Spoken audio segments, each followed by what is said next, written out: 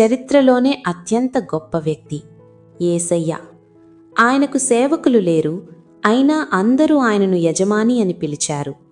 ఆయనకు ఎటువంటి పట్టాలు లేవు, అయినా ఆయనను బోధకుడు అని పిలిచారు.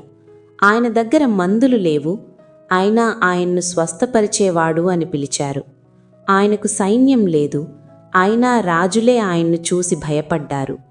ఆయన ఏ యుద్ధాలు చెయ్యలేదు, అయినా ఈ ప్రపంచాన్నే జయించారు. ఆయన కోటలో నివసించలేదు, అయినా ఆయనను ప్రభువు అని పిలిచారు. ఆయన ఏ రాజ్యాన్ని పరిపాలించలేదు, అయినా ఆయన్ను రారాజు అని పిలిచారు. ఆయన ఏ నేరమూ చెయ్యలేదు, అయినా ఆయనను సిలువ వేశారు. ఆయన్ను సమాధి చేశారు, అయినా ఆయన ఈ రోజుకి జీవించే ఉన్నారు.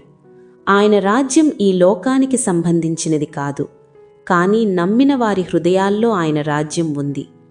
ఆయన ప్రేమ మరియు క్షమాపణ గురించి మాట్లాడారు. ఆయన మాటలు కోట్లాది మంది జీవితాలను మార్చాయి. ఆయన మనకు సిరి సంపదలు ఇవ్వకపోవచ్చు, కానీ ఆయనే మన జీవితానికి నిజమైన నిధి అని మనం నమ్ముతాము.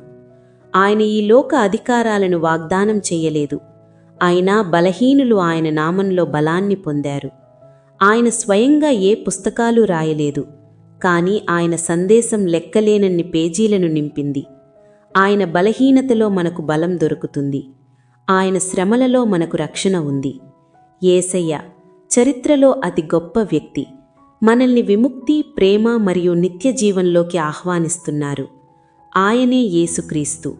మీరు ఈ సందేశాన్ని నమ్మితే ఆమేన్ అని కామెంట్ చేయండి, మరియు మీకు ఇష్టమైన వారికి షేర్ చేయండి.